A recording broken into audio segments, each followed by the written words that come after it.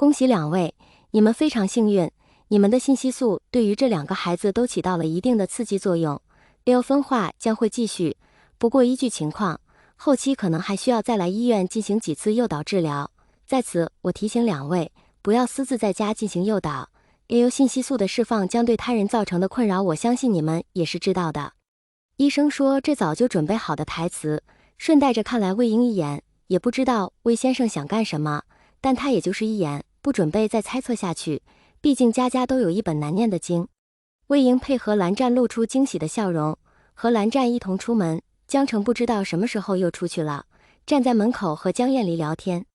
江燕离扭过头一见4人出来，扭头看过来，露出温柔的笑容，礼貌道：“蓝二公子，这是你女儿，长得真好看。”倒是和意料的一样，像极了蓝湛，神色淡淡的，眸色浅浅的，是个冰雪可人儿。蓝湛点点头，多谢，神色不似以往高傲，似乎是和女儿在一起，自然而然地流露出温柔与慈爱。倒是蓝玄看见江燕离，眼睛一亮，不知怎地露出个浅浅的笑容来，温婉中带着几分俏皮，像是魏婴那天生的笑相，看得江燕离一愣。蓝湛似乎也发现了这一点，他倒不介意自己的孩子与江家人接触，江家人是魏婴的亲人，以后要是2人在一起，也是要相处的，不如现在就好好相处。而且女儿的事情还要拜托江燕离，不由立马介绍道：“月之，这是你魏哥的姐姐，你要叫她江姨。”江姨好。小姑娘几乎是立刻交流出来，江姨也好，江叔叔也好，总让她觉得莫名熟悉。特别是江姨，温温柔柔的样子让人好生喜欢。江燕离笑道：“哎，听说你和魏琛、金陵是同学，他们这群男生可皮得很，以后要是他们欺负你，可记得告诉我。”魏琛刚开始还跟在爸旁边，一听这话，忍不住插嘴道：“江姨你胡说，我是他哥哥，怎么可能欺负他？”江燕离话到嘴边，差点就脱了口，一想自己应该不知道小姑娘的生辰，连忙改口：“是，你早懂事了，不会欺负他。”几人东拉西扯聊了些家常，对于江燕离的突然到来倒是没什么可怀疑的。江燕离是这医院里的医生，还是妇产科的，本来应该是主任，金家舍不得儿媳妇劳累，也不缺钱，就没让她生。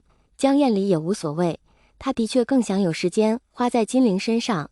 金子轩虽然不怎么出去应酬，但管着金家大大小小的事情还是忙得要死。金陵在爷爷奶奶身边待得多，怕宠得过了。魏婴看来一眼时间，早到了饭点，不由带着孩子和江城告别。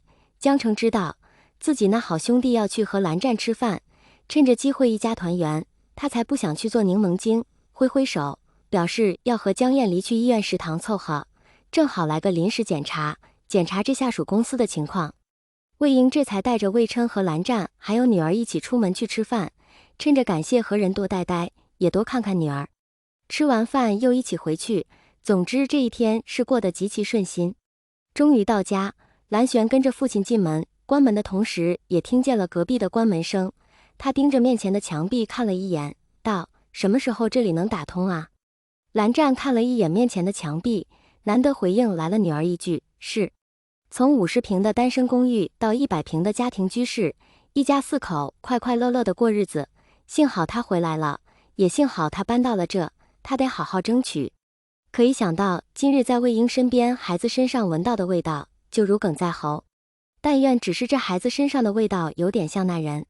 他让女儿去房间写作业，自己打了个电话给兄长。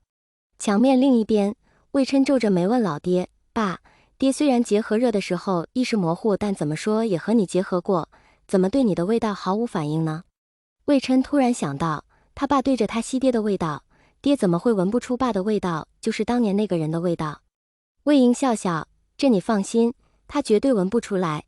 一是我和蓝玄出来前使用了屋子里的通风系统，味道很淡；二嘛，就是结合前和结合后的味道是不一样的，结合中的味道又是不一样的。我现在被他改变了味道。”周末，蓝湛带女儿回了老宅，一是要看看叔父，二是拜托兄长查的事情有了结果，而且是有了重大发现。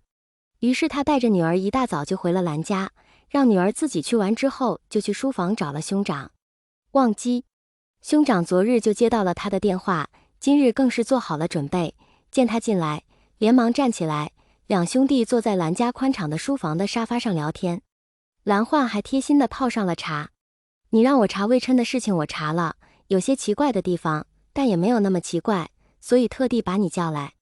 兰曦臣说着，拿出了张户口复印件，这是我托一位远亲调来的，上面显示魏琛是在7岁的时候上的户口，户口在魏婴名下没错。蓝湛点点头，这有什么好疑惑的？但他很快反应了过来，7岁的时候上的户口，也就是这个孩子7岁之前没有户口，这个小孩是7岁之前是黑户。若是按魏婴说的，这孩子是他领养的家里出世的小孩，那这小孩应有户口，除非这个家不是法律里的家，未婚。那不会真如了他的推测，他一下子更加内疚起来，竟让魏婴帮自己带了这么久的孩子。蓝曦臣看自己弟弟面色不善，道：别多想，实在不行弄根头发做亲子鉴定。ABO 味道类似不是证据。蓝湛这才点点头，收敛面上阴晴不定的神色。还有一个发现是什么？蓝曦臣冷冷道：找到是谁在13年前打的温巢了，也知道了大概事情经过。蓝曦臣说着，将另一张复印件拿了出来，这是一张医院的急救车出车记录，里面记录了是从哪里把温巢弄进的医院，滨湖产业园 A211 货物仓库。蓝湛不说话，他还看不出什么。这是江家手底下腊鱼加工厂的仓库。蓝曦臣继续说着，似乎是查出来的事情让他厌恶，眉宇间没一点好颜色。上流圈子谁提到温巢不是一脸厌恶，仗着家大业大，有权有势，欺男霸女，坏事做尽，什么纨绔会做的事情他都要做，做的还要变本加厉。蓝曦臣说完一顿，又拿出一支录音笔来，道：根据这个，我去找了当年的救护车司机，随车的急救医生，医生的印象很清楚，这是医生的录音，听了你就知道了。说完按下了播放键。你说这趟车呀？我记得可清楚了，好像是黑社会火拼，当时快吓死了。好在没死人，就是这人被打得格外严重，他的小弟倒还好，虽然有些奇怪，不过我也管不了这么多了。他们是惹了什么人？不清楚，不过我看对面的人也出事了，有一个是被那个云梦医院拉走的，好像伤的还挺严重，插了氧气管，不过应该是之前就受伤的，穿的就是病号服，身边跟着的那个男人还训他来着，和你说了别来就听话不行吗？看看你现在这副德行，老伤没好又添新伤，还被气得半死，你又不是第一天知道那人狗嘴里吐不出象牙来，你越弱还越欺负你。结果那个病床上的人回了一句：妈的，老子就是要亲手打他，还要亲眼看着他挨打，目露凶光。我们都吓得不行，拉了人就先走了。录音结束。蓝湛皱紧眉头，怪不得，居然真的是温巢伤了魏婴，不过还是疑点重重。